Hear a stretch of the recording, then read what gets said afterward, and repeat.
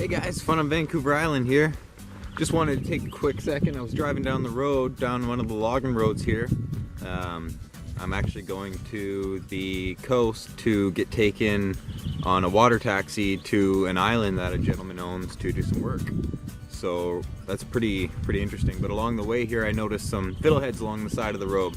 It's such a short window that we have to harvest these, so I figured I'd take advantage of it. I thought I'd bring you guys along, show you what it's like to harvest fiddleheads and what to look for and what to avoid. So let's take a look here.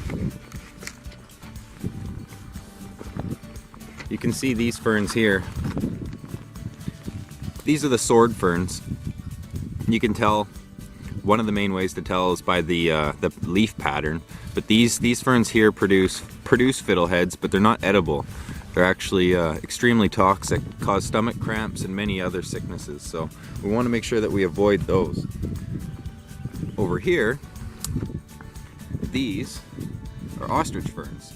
These have edible fiddleheads. And you notice the small ones here are perfect and ready for harvesting.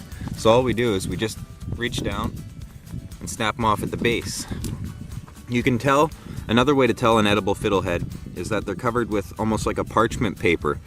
That's this brown stuff, it flakes off like parchment paper.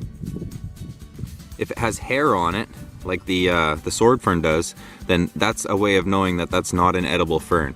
So I'm gonna go ahead and harvest these. I can see that there's a few of them along the road here. And then later this evening, I can have a little feast. The other thing is that you want to make sure you're not picking any, like these ones here.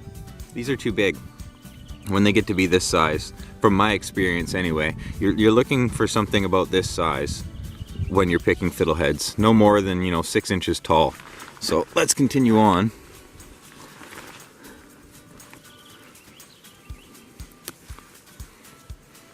Just see what we can get here.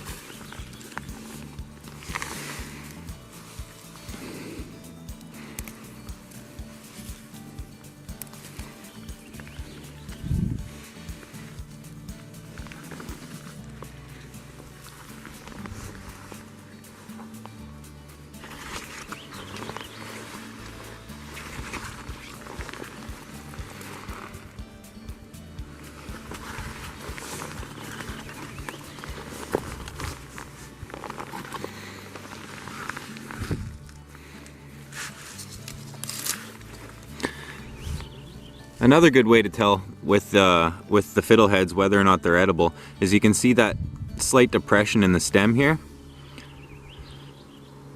It's almost canoe-like, so it's got an indent on the stem. The sword ferns don't have that, so that's another key identifier when picking fiddleheads.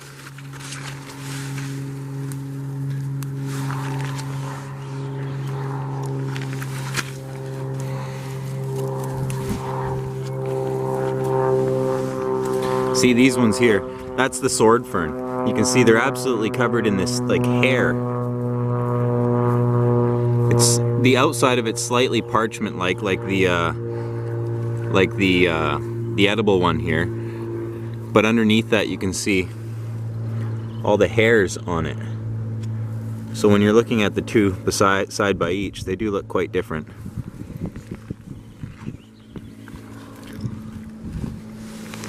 Now, I'm not an expert when it comes to wild edibles by no means, but it's something that I've prided myself in knowing as much as I could about,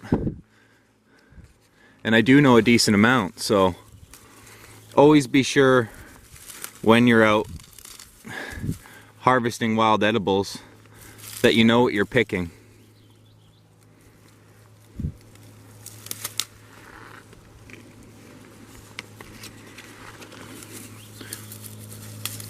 The difference in some cases can be life or death.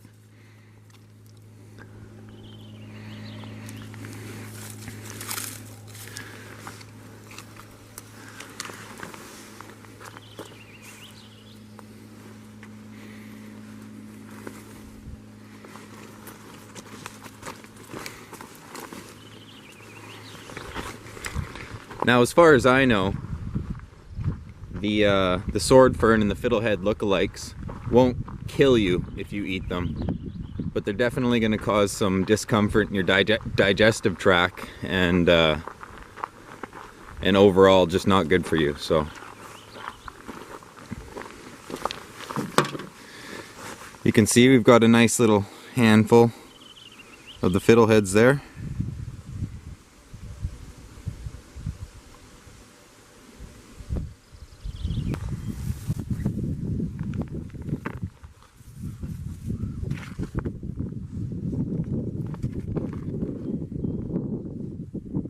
This is a heavy canvas bag that I bought some canvas from the fabric store, and then I got some beeswax from our local honey guy here, mixed it with a little bit of food grade paraffin and melted it down, painted it on, cut the holes in, ran my cord through, got my little stopper on there. This works great. It's a really heavy duty bag, very waterproof. I can actually carry water in this, so just thought I'd share that with you guys. So I'll clean those up, and then when I'm done my job, I'll head home and I'll cook them up. If I have time over on the island, maybe I'll even cook them up. I brought over my cook set, so stay tuned, guys. If I don't see you again, remember, like, share, subscribe. If you like the kind of videos that you see, then make sure you hit the bell icon. You'll be notified whenever I put out a new video. Thanks again for watching. This is Fun on Vancouver Island, saying it's not about the destination, it's about the journey.